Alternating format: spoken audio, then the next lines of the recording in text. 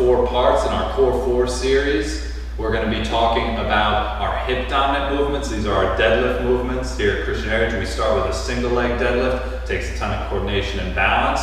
So we're going to go over how to properly do a single leg deadlift and how the common mistakes that occur and how to correct those.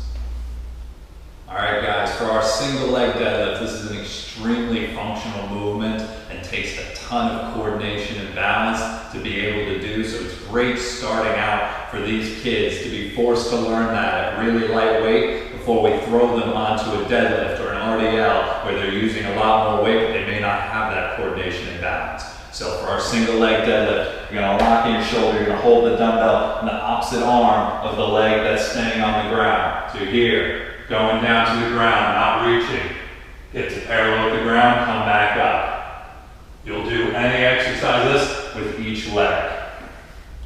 All right guys, now we're just going to go over some common mistakes that happen with the single leg deadlift and really any deadlift. So with our single leg deadlift, a common mistake is people turn it into a squat instead of a hip hinge. So what you don't want to be doing is coming here and squatting down. All right, so you're coming, your hips are going back. So this leg's coming back to kind of simulate that as you go down. So you don't want to be squatting your deadlift. They're 2 different exercises. Work your lower body differently. So that's why we don't do that. Another thing, same as with our squats, we don't want our knees to cave in as we go down. So if you're going down, your knees caving in, we need to work on that strength, keeping that knee to the outside.